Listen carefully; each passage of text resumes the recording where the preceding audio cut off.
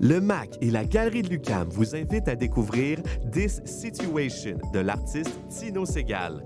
Cette œuvre de la collection du MAC vous fera vivre une expérience unique, une performance en immersion et en interaction.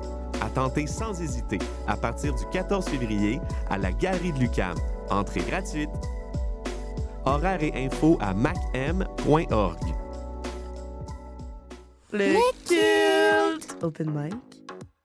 Qui dit open mic, dit poésie, humour, chanson, musique. Viens nous montrer ce que tu sais faire. Il suffit de se présenter pour participer. Ce 13 mars prochain, venez fouler les mêmes planches que Céline Dion, Garou, Marimé, Shakira et Jacques Brel.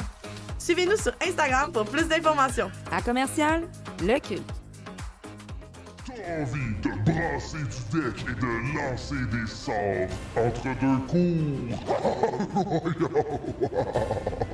Eh bien, Choc.ca t'invite à un gros showdown de cartes magiques devant ses bureaux à l'UQAM. C'est le mardi 18 février de 12h30 à 14h.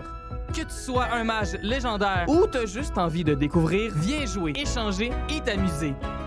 Choc.ca, on te brasse le mana. Podcast, musique, nouvelles. Vous écoutez choc.ca.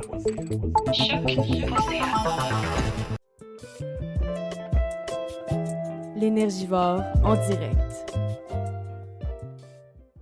Bonjour et bienvenue à l'Énergivore en direct. Donc aujourd'hui en studio, nous avons Oli avec nous qui est un triathlète et nageur professionnel. Il est également coach de natation, si je ne me trompe pas, puis coach de triathlon aussi. Ouais. Donc, si vous voulez en apprendre plus sur Oli, mais aujourd'hui, c'est ça qu'on fait. Donc, Oli, est-ce que tu aimerais ça te présenter? Ben oui, certainement. C'est ça, je m'appelle Olivier Chaquette-Brunet, âgé de 28 ans aujourd'hui. Mon Dieu, ben bonne fête! Ben, merci. Tu m'as un peu présenté, coach de natation, coach de triathlon. En ce moment, c'est ça que je fais. J'ai parti de ma compagnie qui s'appelle Iron Training. Ça occupe une grande partie de ma vie présentement. Le coaching ainsi que les entraînements, parce que je suis aussi un triathlète à temps plein, on peut dire.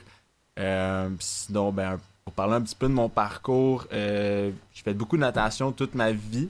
Depuis très jeune, la natation occupe une grande place dans mon horaire, mon emploi du temps. J'ai fait mon baccalauréat en kinésiologie à l'Université de Montréal. Puis, j'ai récemment renoué avec le sport du triathlon, soit l'été passé.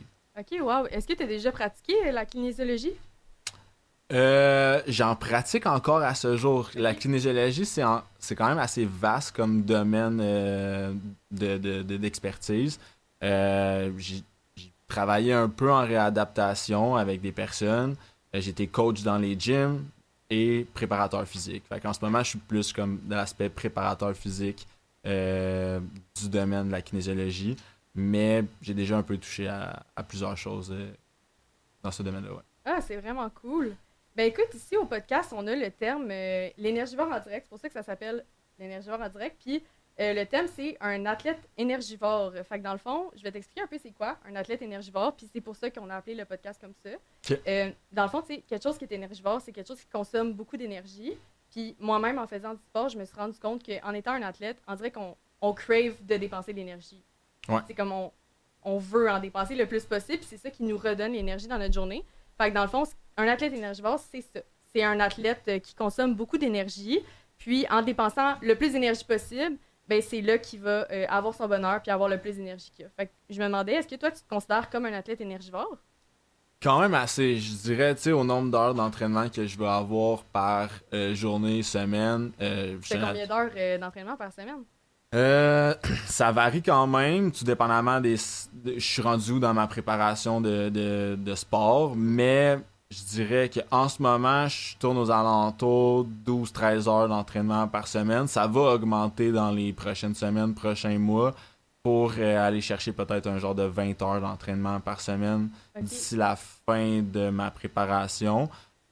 Sinon, mais même quand que je faisais de la natation étant plus jeune, j'avais comme peut-être 8 entraînements par semaine d'environ 2 heures. Fait que tu sais, je pense que j'ai tout le temps été vraiment actif. Là. Ça a tout le temps été plus de 10 heures d'entraînement par semaine. Quand tu commences à faire du sport, c'est impossible après de plus en faire. Là. Je sais pas si tu comprends ce que je veux dire.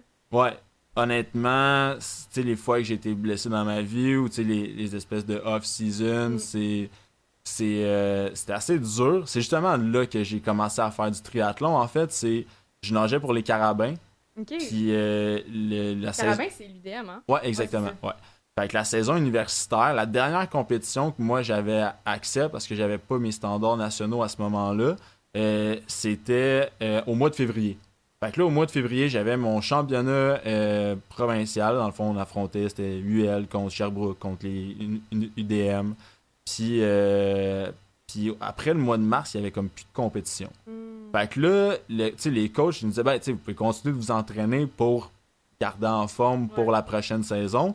Il y avait les gens qui avaient le championnat canadien universitaire qui, lui, se déroulait, je pense, au mois de mars.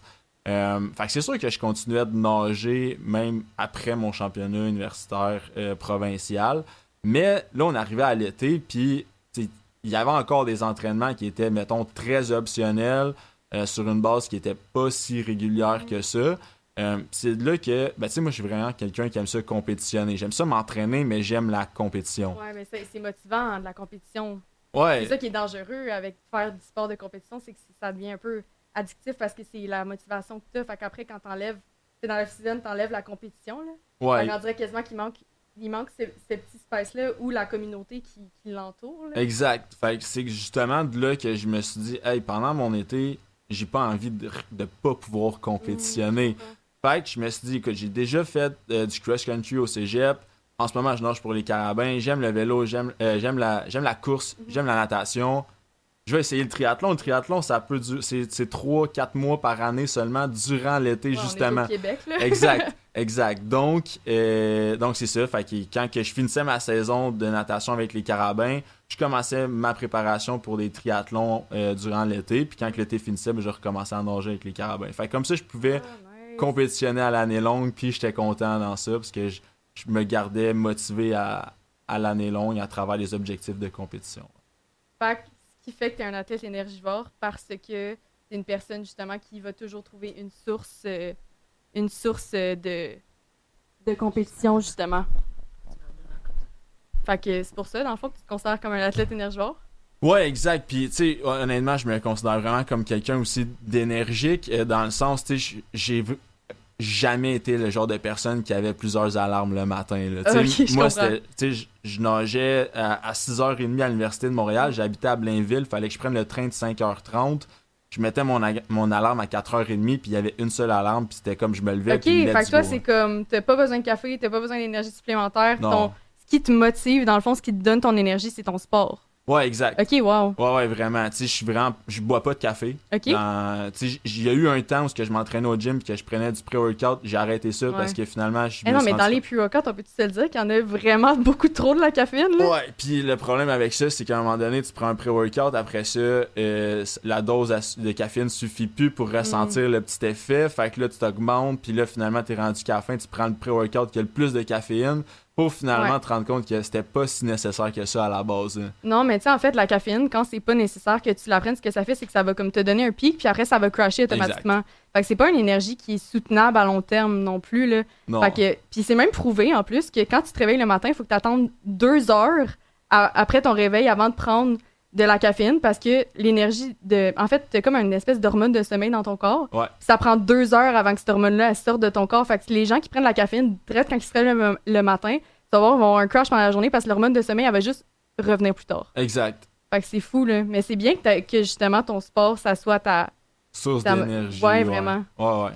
Puis je trouve qu'on voit souvent ça dans les personnes qui font beaucoup de sport. Tu sais, c'est super motivant, puis ça devient quasiment comme ce qu'il faut que tu fasses dans ta journée, sinon ta journée n'est pas complète, genre. Ouais, les journées off sont tough. Mais je sais que des fois, sont nécessaires. Sont très nécessaires. Puis ça fait du bien aussi, mais tu sais, c'est comme t'arrives à la fin de ta journée, puis comme c'est quasiment un petit sentiment de culpabilité, là. Tu sais, t'es comme, je me suis pas entraîné aujourd'hui. Oui, mais non, moi aussi, je vis ce sentiment. Ouais. Mais c'est complètement différent, par contre, le triathlon de d'autres sports, tu sais, puis versus le gym. Tu sais, quand je m'entraînais au gym, je m'entraînais 4 fois par semaine, puis pour moi, c'était ça qui était normal. Puis les fois que je m'entraînais pas, j'étais comme, c'est chill, tu sais, parce que je me donne tellement au gym que les 4 journées que je m'entraîne, que c'est correct, je vais laisser mon corps récupérer. La seule chose, c'est quand on s'entraîne pour du triathlon, mais c'est 3 sports. Fait que là, il faut que tu pratiques les 3, sinon ben, tu vas être bon dans un et moins bon dans les 2. Au moins, il y en a qui ont moins d'impact sur ton corps. Là. Fait que, mettons, tu fais de la natation, mais dans ton rest day, mettons, ton active rest day, tu peux faire de la natation ou du vélo. Genre, il y a des manières de faire de la recovery avec ces sports-là. Là. Mais va pas courir 15 km dans ton rest day. Ce sera pas un rest day vraiment. Non, c'est ça. Fait que c'est vrai, dans des rest days, tu peux faire du vélo à très très basse intensité, puis ça aura pas trop d'impact sur ton corps, ni nécessairement ton niveau d'énergie. Par contre, au gym, moi j'avais tout le temps la mentalité, je m'en vais pour lever des gros poids. Fait que tu sais, il y a pas vraiment de recovery training quand t'es au gym. Là. Ouais, non, mais il y a aussi une mentalité qui vient avec le monde du gym, puis le monde du sport du triathlon. Tu sais, je pense que dans le triathlon, on est de plus en plus sensibilisé au fait que ton corps, il accumule tellement de cortisol quand tu fais ton sport c'est nécessaire justement d'avoir les rest days, parce que sinon ton corps pourrait juste pas suivre autant d'impact sur ton corps. En fait, c'est pas normal pour un humain là, de s'entraîner 20 heures semaine. Là. Ouais, non, c'est ça. Tandis qu'au gym, ben, la mentalité là-dedans, c'est comme, hey, c'est qui va être le plus gros aujourd'hui? Genre. Ouais. C'est le plus gros de Chad. Hey, j'avais une autre question pour toi. Ouais. En fait, tu sais, le podcast, le concept derrière l'Énergivore podcast, c'est que ça soit un podcast qui parle du lien entre le sport et la santé mentale, puis de sensibiliser les gens à travers le balado. Ouais. Puis là, je me demandais, pour toi, c'est quoi le lien entre le sport et la santé mentale? Je pense que c'est un facteur déterminant de performance, dans le sens qu'à un moment donné, surtout quand on compare les meilleurs athlètes au monde, tout le monde est entraîné, tout le monde est à la meilleure forme physique. Le monde se sont entraînés pendant 4 ans. C'est plus un aspect de juste de comme c'est qui s'est entraîné le plus qui va gagner. Je pense que c'est là que l'aspect mental rentre en ligne de jeu. Puis c'est qui est le plus capable de handle la pression de hey, t'es aux Olympiques, faut que tu représentes ton pays. Ça fait 4 ans que tu t'entraînes pour cette journée-là. C'est là qu'il faut que tu performes. Puis ça, j'ai jamais vécu ça, je peux aller aux Olympiques, mais... Ouais, t'as quand même fait des grosses compétitions là, avec les citadins, c'est ça? Ou les carabins? Les carabins, ouais. Citadins. C'est l'UQAM, fallait que je parle des citadins. Mais ouais, c'est ça, avec les carabins. Mais ça, c'était vraiment... oui, c'est des grosses compétitions quand même. Puis j'avais le désir de performer, mais moi, j'ai toujours eu la mentalité qu'en faisant un sport individuel, si je gagne, c'est de ma faute. Si je perds, c'est de ma faute. Vraiment. Fait que, si jamais je gagne, je vais faire comme, hey, j'ai bien travaillé, j'ai fait le travail nécessaire. Ou pas si je gagne pas, mais si, mettons, j'atteins mon objectif, je vais me dire, hey, j'ai fait le travail que j'avais à faire pour l'atteindre. Si je l'atteins pas, à ce moment-là, je vais me dire, que j'aurais pu faire. Mais jamais, mettons, avant une compétition, puis ça, je sais que peut-être un des rares spécimens de ce monde, mais je suis pas quelqu'un qui vit du stress. Ah non! Ouais. Mais avec la société dans laquelle on vit, c'est rare des gens qui vivent pas de stress. Ouais, je sais, vraiment, mais je me suis vraiment parlé quand j'étais jeune, puis je me disais, quand j'étais jeune, souvent, je voulais gagner, puis à un moment donné, je fais comme, hey, c'est tellement pas grave, parce que, la natation, c'est pas un sport que, oui, tu veux viser tout le temps gagner, mais d'aller chercher les meilleures performances, c'est beaucoup plus glorifiant, on dirait, que de finir premier. Parce que en natation, tu vas arriver à une compétition, il n'y aura pas des gros clubs, le challenge va être plus facile, tu vas finir premier, mais si tu n'as pas fait ton meilleur temps, tu vas pas être nécessairement plus fier de toi. Versus si tu arrives genre en finale, tu arrives 8e, mais tu as fait la meilleure performance de ta vie, ça, c'est ce que... En tant que nageur, je pense qu'on voulait tout le temps aller le plus rechercher. Tu sais, la joke, c'était comme quand on arrivait à l'école, au secondaire, puis là, nos amis étaient comme « Ouais, puis t'as-tu gagné? » Ils étaient comme « Non, j'ai pas gagné, mais c'est pas ça qu'on recherche. » Oui, mais on cherche beaucoup plus le dépassement de soi que la victoire au final. Mais pour en revenir à la santé mentale et tout ça, c'est là que je disais, c'est là qu'on sépare les gagnants de ceux qui gagnent pas, j'ai l'impression. C'est le gars qui gagne les Olympiques ou la compétition, c'est la personne qui va avoir le plus... ça va être la personne qui va avoir le plus comme... Je sais pas comment dire, handle, c'est gérer... Oui, c'est un bon mot. Gérer la pression de performance, justement, cette journée-là. Fait que, j'imagine qu'il y a du monde comme moi qui arrive à l'événement... puis qui se disent « Hey, j'ai fait le travail nécessaire. Aujourd'hui, je fais juste délivrer ce que j'ai fait. » C'est tellement des sports qui sont difficiles, justement, de gagner, là. Parce que, c'est tellement de travail se rendre à un niveau où tu peux gagner. Mettons, autant dans le triathlon que la natation, c'est tellement technique Ouais. Puis il y a tellement des variables que tu peux pas penser, mettons, je sais pas, il y a plus de vent cette journée-là, il y a plus de mouvement dans l'eau, t'as pas pris assez de gel, tu t'es pas assez alimenté, t'as pas assez d'hydratation dans ton corps. Fait que tu sais, c'est toutes des choses que tu peux pas calculer. Par contre, ce que tu peux faire, c'est de calculer comment tu te sens toi à la fin de ta race. Exact. Puis je pense que honnêtement, c'est la bonne mentalité à avoir, parce que si on est toujours là à se taper sa tête, puis qu'on est à se taper sa tête dans une de nos passions, ben à un certain point, c'est où on se rend heureux avec ce qu'on fait. T'sais, en fait, à la base, le sport, tu le fais parce que t'aimes ça. Exact. Comme Moi, faut pas t'enlever ça, là. Non, c'est ça. J'ai toujours fait ce sport-là parce que j'aimais ça. Peu importe si je gagnais, si je perdais, j'aimais ça. Peu importe si je faisais mon objectif ou non, j'aimais quand même ça. Puis, il y a des sports que j'ai arrêtés parce que j'aimais plus ça. Hey, c'est quoi les sports que t'as arrêtés? Je suis curieuse. J'ai joué à la balle molle. C'était-tu une petite ligne de garage? Genre, ouais. Oh non! Puis j'étais beaucoup trop compétitif pour cette ligue-là. Puis à la fin, tu sais, j'avais plus de fun, là. Tu sais, c'était comme... À chaque année, je me ramassais dans une équipe où on perdait toute l'année comme 15-0. J'avais plus de fun, là. Tu sais, comme... Oui, on se dit, tu sais, on pratique du sport justement par plaisir. J'en avais plus, là. Tu sais, c'était comme... Après 3-4 saisons où j'avais gagné peut-être 1 ou 2 matchs dans l'année, puis c'était genre des matchs qu'on avait... La moitié de mon équipe était pas là, fait qu'on est allé chercher des remplaçants. Tu sais, j'étais comme... Non, j'en ai plus. Fait que ça, j'ai arrêté ça. Puis je me suis vraiment dédié à la natation. Mais je pense que tu apportes un bon point. Tu sais, je pense que si t'as pas de plaisir dans le sport que tu fais, ça te donne un bon indicateur que justement, ton sport, tu peux peut-être arriver avec une mauvaise mentalité dedans si tu l'aimes pas de base. T'sais, si tu y vas là juste pour gagner puis t'as pas de plaisir puis c'est pas une passion à la base, ben comment est-ce que tu détermines où est-ce que je me fais du plaisir dans mon sport? Ouais, non, c'est ça. Puis je pense que, tu sais, sans nécessairement le fait de pas gagner, c'était pas nécessairement ça qui me dérangeait, mais c'était plus le fait que je perdais tout le temps. C'est ça, c'était... Tu sais, de gagner... Mettons, si mais j'avais gagné imagine, une fois... t'aimes pas la balle molle pis tu perds tout le temps, là. Crème ça t'aide pas à l'aimer, mais j'aimais le sport. OK. J'aimais les jeux, tu sais, comme... Mais je trouvais que... Tu sais, peut-être j'aurais été dans un autre ligue, ça aurait été complètement différent. Mais cette ligue-là, c'était plus pour moi. Puis à un moment donné, il a fallu que je fasse des choix, puis genre, je m'en suis tenu à la natation à ce moment-là. Mais tu disais tantôt au niveau des athlètes qui doivent comme gérer des imprévus ou des trucs comme ça.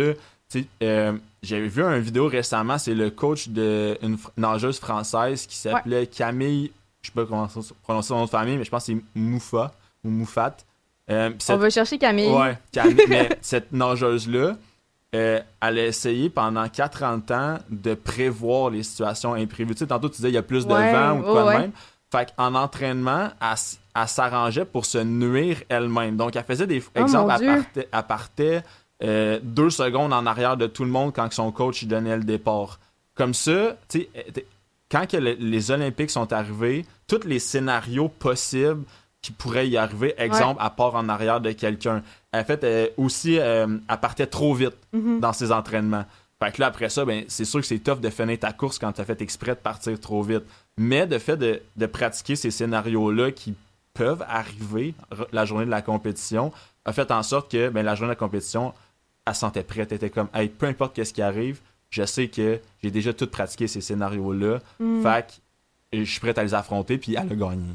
Oh, wow! Ouais. Mais c'est tellement une belle histoire, puis je trouve ça super inspirant parce que justement, tu sais, quand t'arrives dans ton. En fait, moi, là, quand j'ai fait mon premier triathlon, tu sais, j'étais comme, c'est un sprint. Tellement facile de faire un sprint, mais tu sais, au final, là, il y a tellement de variables que tu calcules pas. Puis avant de les calculer, ces variables-là, faut que tu le vives, faut que tu te plantes.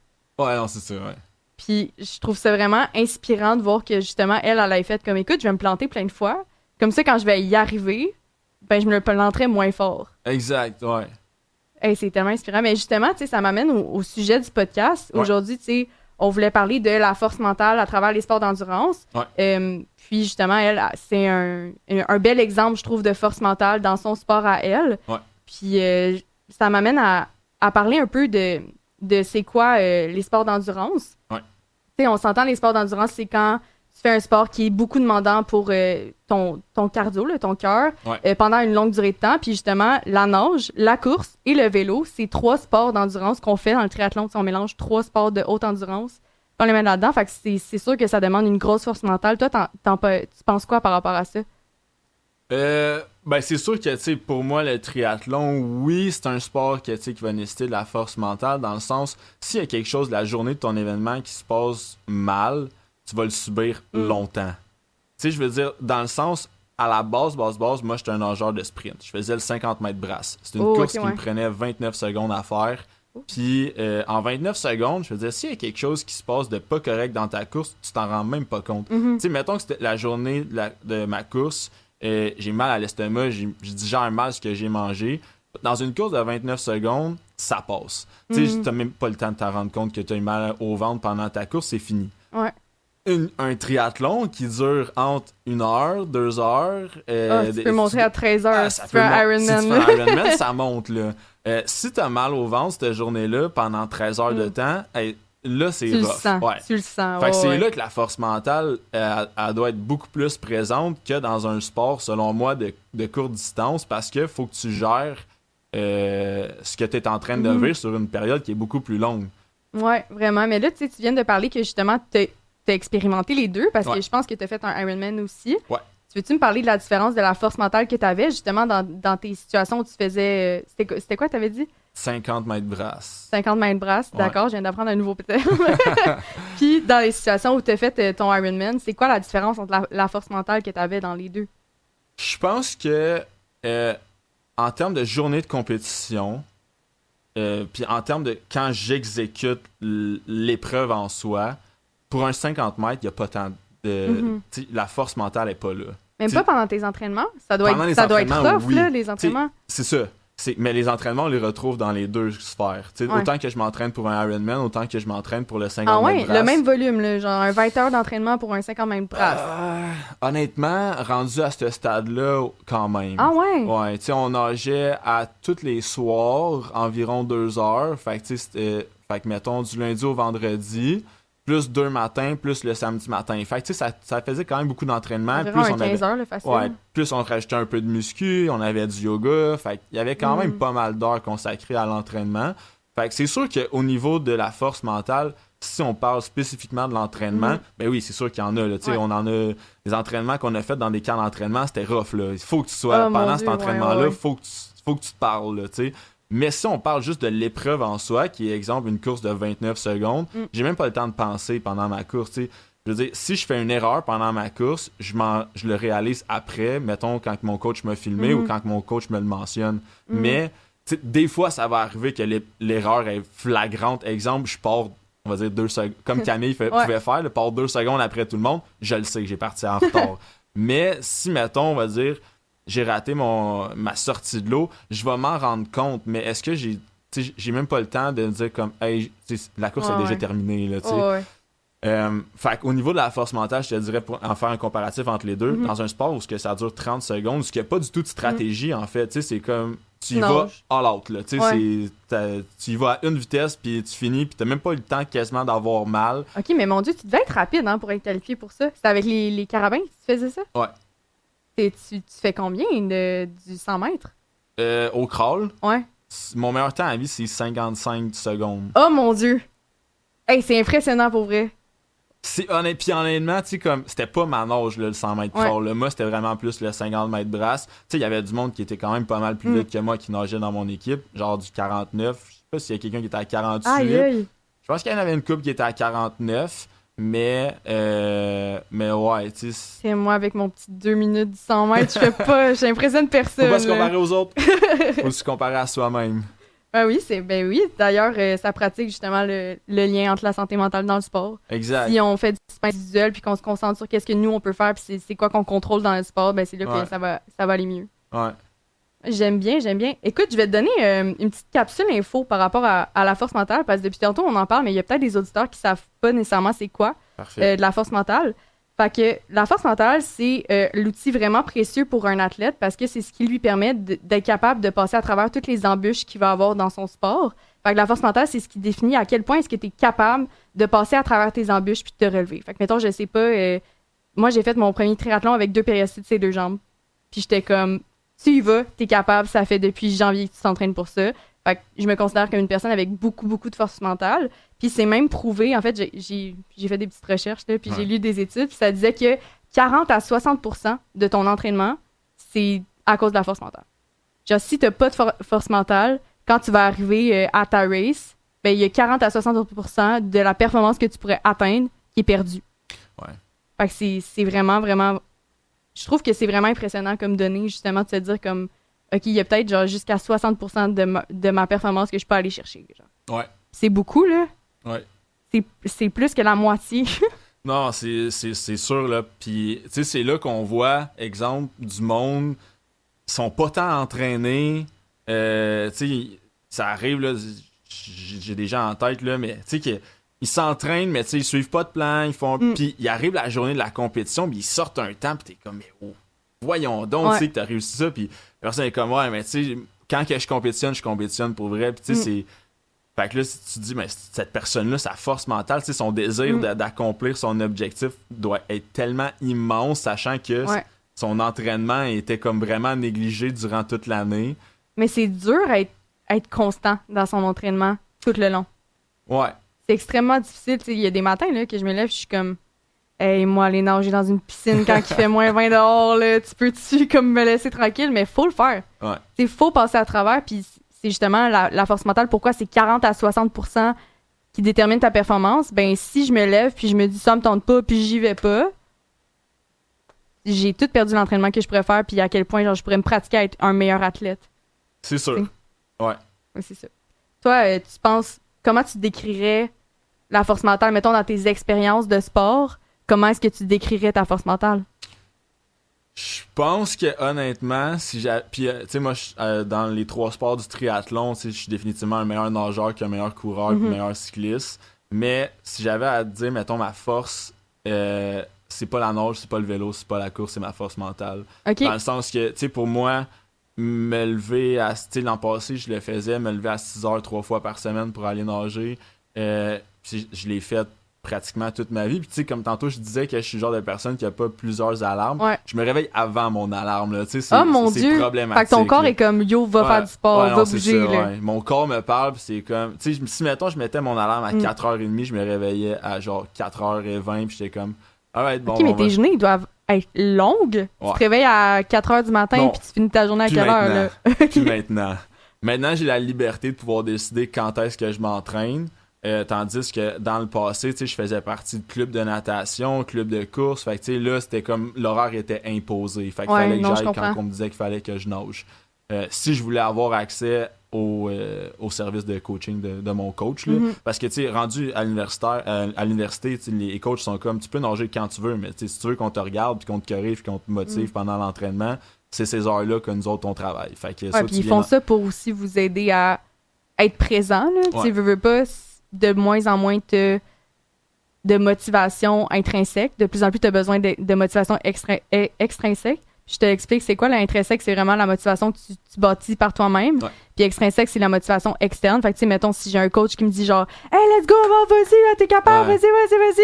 Ben, ça, c'est la motivation extrinsèque, comme que ton équipe sportive peut être de la motivation extrinsèque. Ouais. Mais intrinsèque, c'est toi qui es capable de te lever à 4h du matin pour aller faire ton entraînement, tu sais. Ouais, non, c'est ça. Puis honnêtement, tu sais, j'étais quand même quelqu'un qui avait pas tant réalisé que la motivation extrinsèque avait un impact sur moi jusqu'à temps que j'en vive de la grosse, là, tu sais. Ouais. Dans le sens que dans les championnats universitaires, tu sais, là, le monde, là, sont debout sur les bancs, ils ont des trucs qui font du bruit, tu sais. Hey, est-ce qu'il y avait, genre, tu sais, les petits trucs gonflables, là, que tu fais genre, clac, clac, clac? Ouais, il y avait ça. Ça, c'est drôle. C'est pas pour rien que ces compétitions-là, c'est tout le temps les compétitions qu'on fait nos meilleures performances. Tu sais, l'ambiance est là, puis tu sais, ça en est la motivation extrinsèque. C'est quand tu es sur le bloc, juste avant de monter sur le bloc de départ, puis tu vois toute ton équipe qui est là, genre, en train de t'encourager. Tu sais, ça a un impact positif sur la performance. Ouais. Non, vraiment beaucoup. Là, je me rappelle quand que... Mais en fait, juste comment les courses sont organisées. Là. Autant de triathlon, de courses que de natation. Il y a tout le temps... Ben, en fait, probablement pas en natation. T'as probablement pas de station d'eau pour que les gens t'encouragent. Là. Non. Mais comme dans la course, dans le triathlon, il y a des stations d'eau puis il y a des bénévoles qui sont là pour faire comme « Let's go les coureurs, let's go! » C'est pas pour rien qu'il y a ça. Non, ça c'est vrai à 100%. Puis honnêtement, on a parlé tantôt que j'ai fait un Ironman l'été passé. Ouais, mais parle-moi donc de ça d'ailleurs. J'ai fait mon premier Ironman l'été passé. J'avais fait, mettons, pour faire un petit parcours générique de ma vie de triathlète. J'ai commencé à en faire, comme j'ai mentionné tantôt, à l'université parce que je voulais en faire dans mon off-season pour avoir la chance de pouvoir continuer de compétitionner, mais pas en natation, dans un autre sport. Fait que ça, je faisais ça dans mon off-season quand j'étais à l'université. J'avais fait triathlon sprint. La première année, j'avais fait 2 sprints. Après ça, j'avais fait 2 olympiques. L'année suivante, j'avais fait un sprint, un olympique, puis un premier demi-Ironman. C'était pas un brandé Ironman, c'était à Montréal, c'était le Esprit. Puis, autour du circuit Gilles Villeneuve en boucle. 23 tours du circuit Gilles Villeneuve. C'est pour ça que je me suis pas inscrit. Je trouve ça trop long. Mais il est le fun parce qu'il est rapide, mais il est redondant. Puis l'année suivante, j'avais fait un sprint, un super sprint, qui est la moitié d'un sprint, plus un autre demi-Ironman à la même place. Ok, un super sprint, c'est la moitié d'un sprint. Ouais. Fait que c'est genre initiation, là. Ouais. Ah, ok. Ouais. Puis j'avais fait mon deuxième demi à la même place, au circuit Gilles Villeneuve. Ouais. Puis là, l'année d'après, c'était comme, bon, là, je m'inscris à Tremblant cette année, je fais le full. La pandémie est arrivée. Oh non! Pas de triathlon, tous les sports sont mis sur pause. T'as pas fait de Tremblant cette année, j'espère? Non. Ok, parce que Non, c'était j'étais pas là. J'ai pas encore fait de demi-Ironman officiellement. Ok. J'ai fait les demi-esprits. Ouais. Fait que là, la pandémie est arrivée, ça a mis tous mes plans sur pause de faire du triathlon parce que là, je voyais que de plus en plus, tous les sports, même sport d'équipe, autant que sport individuel, c'était fini. Pendant, je pense que c'était comme 3 ans que ça a duré, tout ça. Ouais. Fait que pendant ces 3 ans-là, j'ai fait plein de la musculation. C'est là, en fait, que je fais le plus de musculation dans toute ma vie. T'étais un vrai gym bro, là. Ouais, exactement. J'ai pris 50 livres. De masse musculaire? Ouais. C'est incroyable, ça, Ouais, c'est mais beaucoup, là. j'étais vraiment... Tu sais, quand je nageais à l'université, j'avais beaucoup de volume d'entraînement. J'avais jamais vraiment porté attention à mon alimentation. Je pense que, honnêtement, je mangeais vraiment pas assez. Puis j'avais quand même l'impression de manger beaucoup, mais clairement, c'était pas assez pour le nombre d'heures d'entraînement que je m'entraînais. Fait que j'étais vraiment tout petit, là. Fait que ça n'a pas été tant difficile que ça de prendre la masse musculaire. Je me suis mis à m'entraîner, à manger, puis c'est venu tout de suite. Là. Il manquait une variante dans l'équation. Ouais, là. non, c'est ça. Fait que pendant ces 3 ans-là, j'ai fait de la musculation. Puis là, v'là 2 ans, il est arrivé un événement en particulier qui a fait en sorte que je me suis dit, je vais renouer avec ce sport-là. L'événement, je peux en parler, là, ça fait longtemps, mais j'ai perdu mon meilleur ami. OK. Puis ça m'a fait réaliser que je peux pas... j'avais l'intention de faire le full Ironman d'ici que j'avais comme 40 ans, parce que je me suis dit... je faisais des triathlons, puis là, je voyais des messieurs de 35-40 ans qui me battaient, puis là, j'étais comme, OK, c'est mais il y a un pic plus vieux. C'est ça, là. j'étais comme, c'est un sport que tu peux quand même performer quand t'es vieux, là. C'est pas comme genre la gymnastique ou genre le hockey, que genre quand t'es à 40 ans, t'es considéré vraiment vieux. Est-ce que tu savais qu'avant, ça avait été... En fait, tu sais, c'est comme devenu une trend qu'il y a des plus jeunes là, qui viennent faire des triathlons, mais avant, c'était un petit sport de riches, là. Ben oui. C'était bâti pour des vieux monsieur de 50 ans qui savent pas quoi faire de leur retraite. Là. Ah, 100%. De base, ça a été créé de même. Mais avant la pandémie, quand je faisais du triathlon, j'étais dans la catégorie 18-24 ans, puis c'était pas rare que je finissais genre 2e sur 4, là, tu sais. Il y avait vraiment pas beaucoup de monde, surtout ma catégorie d'âge qui était la plus jeune, qui participait à des triathlons. Puis là, aujourd'hui, c'est devenu vraiment plus populaire.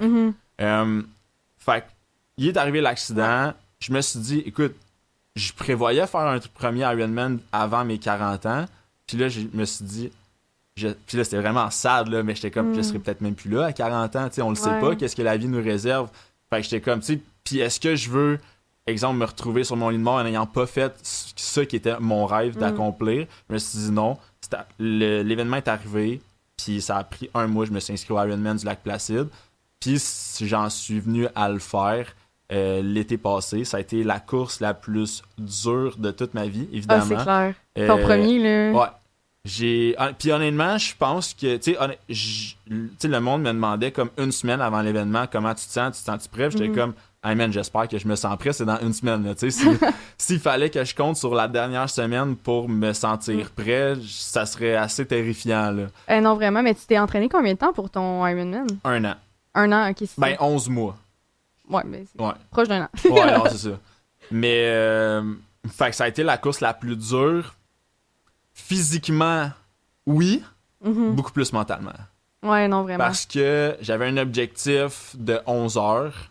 C'est vite. Le temps final a été de 12h18. OK. Mauvaise journée. L'été passé, j'avais 11 courses, soit des demi-marathons, des triathlons, des genre 5 km par-ci, par-là. Il y a une course qui s'est mal passée, c'était l'Ironman. Toutes les autres courses, j'ai tout fait des temps plus rapides que ce que je prévoyais faire. Mais cette journée-là, je sais pas pourquoi, j'ai eu des crampes dans les ischios, dans les quads, du début à la fin de ma course. Puis, tu sais, oui, des crampes, là, ça fait mal, là, tu sais, c'est pas agréable comme sensation. Mais je peux garantir que ce qui était le plus dur comme sensation, c'était de regarder ma montre, puis de voir le temps, puis de savoir que j'allais pas faire mon objectif, puis de savoir que j'ai une vingtaine de personnes qui sont venues me voir, puis que ces personnes-là sont toutes au courant de mon objectif, puis je le ferai pas. T'avais-tu l'impression que t'allais les décevoir? Honnêtement, non, parce que mon entourage, ma famille, c'est pas tout du monde. En fait, quand tu t'entraînes autant, là, c'est rare que tu as du monde dans ton entourage qui font autant de sport. Tu en as peut-être 2-3 par-ci. Je peux te garantir qu'il n'y a personne dans ma famille qui fait ça. Ben, c'est ça. Fait que, tu sais, pour tous ces gens-là, ce que je venais d'accomplir, c'était un exploit qui était hors du commun. Puis, tout le monde, après ça, je disais, ouais, mais j'ai pas fait ce que je voulais faire. Puis, t'es comme, ouais, mais tu l'as fait. Je suis comme, ouais, mais c'était pas ça mon objectif. Fait que j'avais pas l'impression de les décevoir. C'était vraiment plus moi qui étais déçu. Puis en même temps, à un moment donné, durant ma course, puis c'est là que tu disais tantôt, les gens qui encouragent, ça vient de motivation extrinsèque. Pour vrai, si ça avait pas été des gens qui encourageaient, j'aurais pas eu de fun cette journée-là. Je l'aurais fini, mais j'aurais pas eu de fun. Parce que j'aurais juste eu l'aspect négatif de moi dans ma tête qui est en train de se dire... Mais c'est quoi que tu disais dans ta tête quand je faisais ton... c'était un combat, là, C'était terrible ce qui se passait dans ma tête, là. Genre, t'as-tu un exemple? Ben, tu sais, c'était de me dire... Hey, ça fait 1 an que je m'entraîne pour cette journée-là, puis aujourd'hui, j'ai des crampes. Je sais pas pourquoi j'ai ça, mais... Tu sais, toutes les nombres d'heures d'entraînement que j'ai passées, c'était pour performer aujourd'hui. Et aujourd'hui, je performe pas. Je te file tellement, là, quand j'ai fait mon sprint, tu sais, puis c'est niaiseux, là, c'est un sprint, là. Puis une semaine avant mon sprint, je me réveille le matin, je ressens mes périostites. Puis là, je suis comme, non, c'est parce que c'est la semaine de ma race, puis en plus, c'était mon rest week, là. Fait que je m'étais quasiment pas entraînée la semaine, puis je suis comme, pourquoi je me réveille avec une périostite? Là, tu sais, j'arrive, puis là, je suis comme, oh man, ma nage s'est pas passée comme que je voulais. Tu sais, tes jambes, ils sont lourdes, là, quand t'as des périostites. Fait que là, j'étais comme, ma nage se passe pas comme que je veux. Parfait. Là, mon vélo, ça se passe super bien. J'arrive à la course. 5 km, le plus long 5 km de ma vie, là, j'avais envie d'arrêter. Puis dans ma tête, je me disais la même affaire que toi, là. Crème, ça fait depuis janvier que je m'entraîne pour ça. J'ai fait de la course toute ma vie. Puis là, j'arrive à mon triathlon, puis je suis pas capable de faire le temps que je veux. Fait que, tu sais, c'est un gros combat, mais à la fin, quand sûrement toi aussi, mais quand t'arrives à la ligne d'arrivée, là, t'es tellement fier de toi. C'est... Puis honnêtement, tu sais, là, je viens d'en parler d'une façon négative de mon expérience de mon premier Ironman. Ça a été quand même la plus belle journée de ma vie. C'est ça! Tu sais, je veux dire, le feeling de traverser la ligne d'arrivée, c'est ce qui m'a poussé à partir de la compagnie de... Puis je l'avais déjà parti avant, mais j'avais déjà vécu le feeling de franchir des lignes d'arrivée. Puis...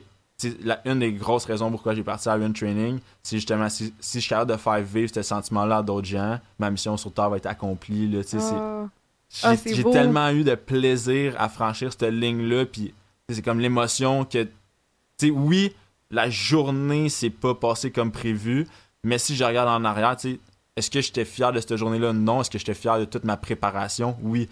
Pendant 1 an de temps, je me suis levé à 5 heures le matin pour aller nager. J'ai fait des rides de vélo, j'étais allé courir. Ça, j'étais fier de ça.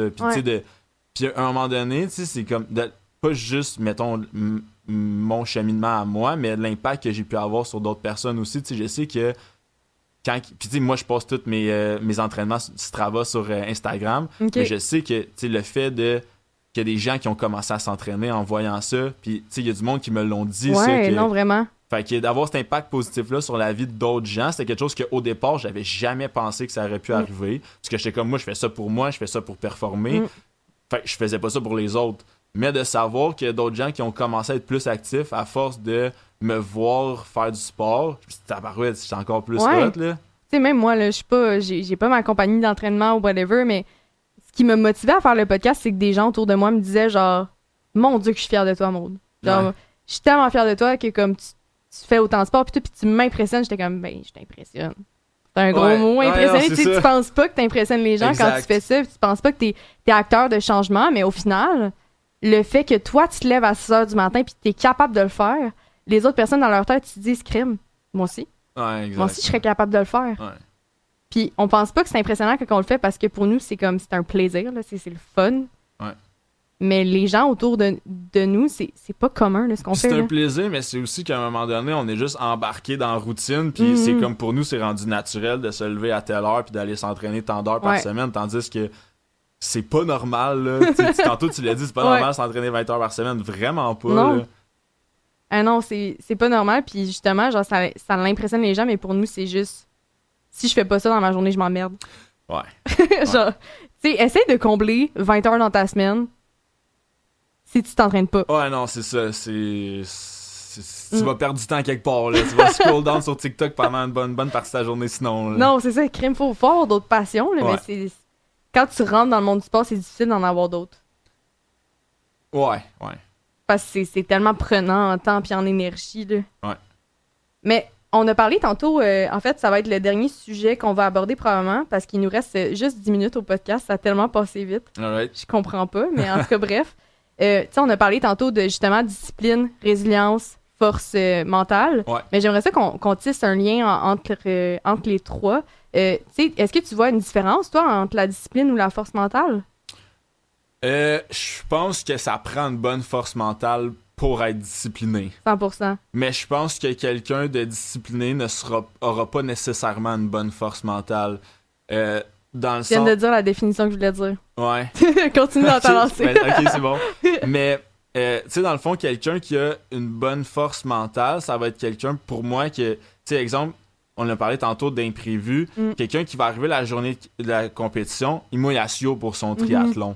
Fait que, tu sais, cette personne-là, mettons, qui aura une bonne force mentale, va être capable de faire comme, hey, c'est pas grave. Même si elle l'a pas entraîné, tu sais, tantôt je parlais de Camille qui, elle, aurait pu faire exprès de s'entraîner une journée qui mouille à Sio pour justement le vivre, ce sentiment-là, de s'entraîner dans des conditions qui sont pas favorables.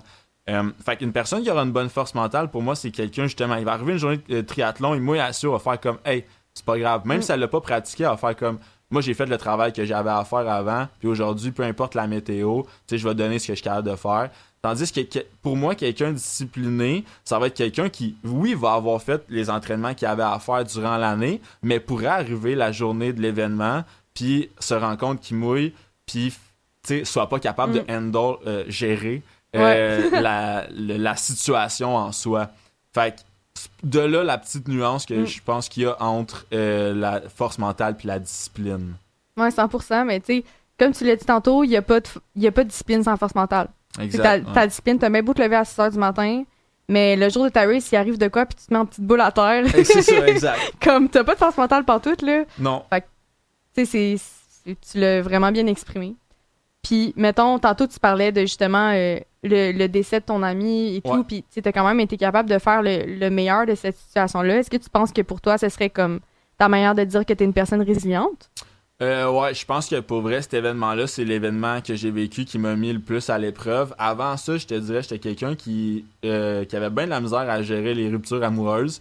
Puis après ça, j'ai vécu cet événement-là, j'ai fait comme, hey, finalement, c'est pas si pire que ça. Pas le même deuil, hein? Ouais, non, c'est ça. Puis, tu sais, sans rien enlever à des gens qui vivent des ruptures amoureuses, je sais que ça peut être vraiment horrible, mais cet événement-là, qui était quand même assez traumatisant, a fait en sorte que, justement, je pense que j'ai vraiment développé une résilience. J'ai été capable d'essayer de sortir du positif d'un événement qui était tragique, dans le sens où je me suis dit, OK, comment que maintenant je peux faire ma vie pour, justement, tu sais, que ça n'allait pas servir à rien, cet événement-là. Fait que tu sais, je me suis mis pas à vivre comme si chaque jour était le dernier, parce que sinon je dépenserais tout mon argent puis j'aurais de la misère à vivre, mais je suis quand même quelqu'un, tu sais, que justement cette personne-là essayait beaucoup d'accumuler de l'argent pour le futur, puis je pense que c'est ça qu'on nous enseigne depuis qu'on est vraiment jeune, de comme, hey, faut économiser, puis au final, là, on arrive dans notre vingtaine, trentaine, on a économisé de l'argent, mais on se rend compte finalement, acheter une maison, c'est toujours pas achetable. Ouais, non, vraiment pas. Puis pendant ce temps-là, tu sais, toute notre vingtaine, on n'a pas tant profité de ce qu'on aurait pu profiter, puis là, après ça, rendu à 30-40 ans, là, on dit, bon, on a de l'argent de côté, mais tu sais, on a raté peut-être une partie de notre vie, mais cette personne-là, elle avait 20 ans quand l'accident est arrivé. Fait que, tu sais, le fait de s'être fait dire comme, hey, tu dois accumuler de l'argent, la façon qu'elle travaillait pour accumuler son argent, c'était pas une façon qu'elle aimait. Tu sais, il travaillait dans l'armée, puis, ben, tu sais, moi, il m'en parlait souvent, qu'il trouvait ça des fois pénible. Tu sais, oui, il y avait du fun par moment, mais des fois, il trouvait ça vraiment long. Puis après ça, je me suis dit, hey, moi, plus jamais je vais faire quelque chose que j'aime pas. Mais dans le but de penser accumuler de l'argent pour plus tard, faut que je fasse quelque chose que j'aime. Tu sais, faut qu'à chaque matin que je me réveille, je fasse comme, hey, genre, j'ai hâte que la journée se déroule parce que j'aime ce que je fais. Et non, genre, j'aime pas ce que je fais, mais ça me rapporte de l'argent que je vais pouvoir utiliser plus tard. Parce que la réalité, un peu comme j'ai mentionné tantôt, c'est, je sais pas s'il va en avoir un plus tard, là, tu sais. Ah non, mais c'est vraiment beau ce que tu dis, puis je pense que c'est important de se dire que malgré qu'on vit dans un monde qui est très rapide dans le capitalisme et tout, Ouais. c'est important de se dire qu'il faut quand même profiter des moments, puis que oui, en ce moment, si t'as pas d'argent, c'est difficile de faire des choses, mais c'est pas ça qui va faire ton bonheur. C'est comment tu vas utiliser ton argent qui va te permettre d'avoir du bonheur. Exact. C'est important de se le dire. Là. Ouais, c'est de trouver, en fait, c'est quoi, qu'est-ce que tu achètes dans la vie qui te rend heureux. Tu sais, il y en a que ça va être de partir en voyage, il y en a que ça va être un beau char, il y en a comme moi que ça va être de s'acheter un gros vélo de triathlon. Same.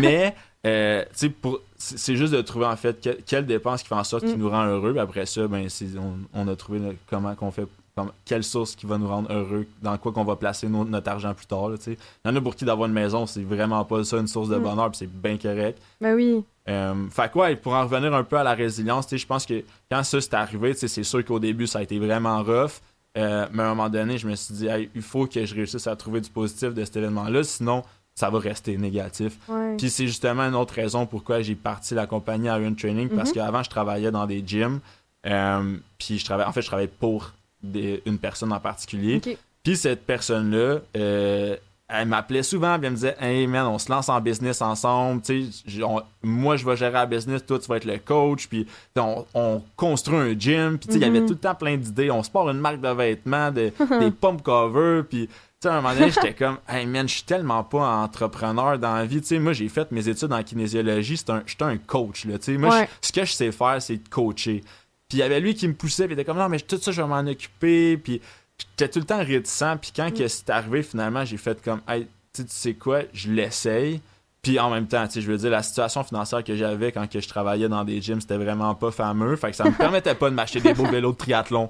Fait que je me suis dit, hey, tu sais quoi, honnêtement, en ce moment, ma situation financière peut pas être pire, je l'essaye. Ouais, ben oui. Puis finalement, j'en suis venu à bâtir une compagnie qui va quand même assez bien en ce moment. Tu veux-tu en parler d'ailleurs de c'est quoi ta compagnie pour closer la boucle? Ouais, ben en fait, c'est ça. Le nom, c'est Iron Training. Ouais. J'aide des athlètes. Le nom dit Iron Training, pour prendre un peu le terme Ironman. Mais tu sais, je coach vraiment pas juste du monde qui font des triathlons. Je coach vraiment pas juste des athlètes pro. Vraiment pas, en fait. Je coach pas encore d'athlètes pro. J'ai hâte au jour que ça va arriver. Mais c'est on l'envoie dans l'univers, ça va arriver. Exact. J'ai coaché une fille qui est allée au championnat du monde. Hey, wow! Mais elle a pas le titre pro, mais déjà là, c'était la première que je coachais. Puis tu sais, je trouvais ça le fun là, de l'avoir comme... ça te rend tellement fier. Ouais, de l'avoir comme cliente, vraiment. Ouais. Puis, ben c'est ça. Fait que dans le fond, tu sais, ça va être des athlètes vraiment de tous les niveaux, de tous les âges. Tu sais, j'ai des mamans, j'ai des jeunes de 18 ans qui veulent commencer à faire du triathlon. Puis ça va vraiment être le service de coaching en personne au niveau de la natation. Fait que tu sais, ça va être des séances en privé d'environ 1 heure où durant cette séance-là, je vais vraiment miser sur corriger la technique de la personne pour que quand elle arrive à son premier triathlon ou bien son énième triathlon, elle sente confiante de nager parce que on le sait tous, la natation, au départ, pour quelqu'un qui ne sait pas nager, parmi les 3 épreuves, c'est celle qui fait le plus peur au début. Là, c'est celle aussi qui est la plus pénible. Ben, ça va dépendre pour qui, mais je te dirais que quelqu'un qui a jamais nagé de sa vie, tu vas lui dire, hey, il faut que tu nages 3,8 km pour faire ton Ironman, va faire comme, hey, j'ai la misère de faire une longueur de piscine. Là. Ben, c'est parce que je me suis rendu compte en m'entraînant pour ça que chaque discipline, c'est une respiration différente. Puis la natation, c'est tellement une respiration spécifique. Là. Puis dans les open water swim, c'est dangereux. Là. Si tu sais pas bien respirer, là, tu vas mourir. Là. Ouais. Fait que dans le fond, c'est ça. Fait des séances de natation avec les gens pour leur permettre d'apprendre à nager. Il y a des gens qui me contactent juste parce qu'ils veulent apprendre à nager, qui n'ont même pas l'intention de faire de triathlon aussi. Parce que, ben, il y en a pour qui c'est important. Il y a des adultes qui veulent justement apprendre à nager à leurs enfants plus tard. Fait que, si eux-mêmes ne savent pas nager, c'est sûr que c'est plus difficile. Sinon, ben, il y a l'aspect de préparation physique. Fait que je vais faire les plans d'entraînement pour ces personnes-là qui veulent se Avec préparer. ton background de kin, c'est parfait. Là. Ouais. c'est sûr que ça m'a permis beaucoup de justement en apprendre beaucoup sur la préparation physique d'athlète, sur justement un peu, tu sais, comment préparer aussi mentalement un athlète à son premier événement, parce que oui, tu veux le préparer physiquement, mais Fait mentalement que tu travailles aussi. la force mentale avec tes athlètes. Exact. Ouais, le cours que j'ai préféré à l'université, c'est le cours de psychologie du sport. Ah, mais c'est fascinant, la psychologie du sport. J'ai eu un cours au cégep de ça aussi, là, puis on avait... moi, c'est en anglais, là, fait qu'on avait une sport psychologist, une psychologue de sport, je pense, c'est comme ça que ça se dit en français. Ouais. Puis elle nous expliquait comment, comme elle allait dans les équipes sportives, puis qu'elle regardait comme la santé mentale des athlètes, puis que justement, c'est tellement tabou que les gens se rendent pas compte, là, que leur sport affecte leur santé mentale. Là. Ben oui, c'est ça. Mm. C'est pas tout le monde qui vivent pas de stress comme moi. C'est sûr que je suis bien au courant. Pour vrai, là, t'as pas rapport. Non, je le sais. Je suis au courant. Là. Fait que c'est ça. Puis la mission, dans le fond, de Iron Training, c'est vraiment d'aider le plus de gens à réaliser soit leur premier triathlon, qui peut sembler être un gros défi pour quelqu'un qui a jamais fait de sport d'endurance, ou bien justement d'aider quelqu'un qui en a déjà fait un à optimiser ses performances puis d'aider à atteindre les objectifs de cette personne-là. Ben parfait, on retient ça.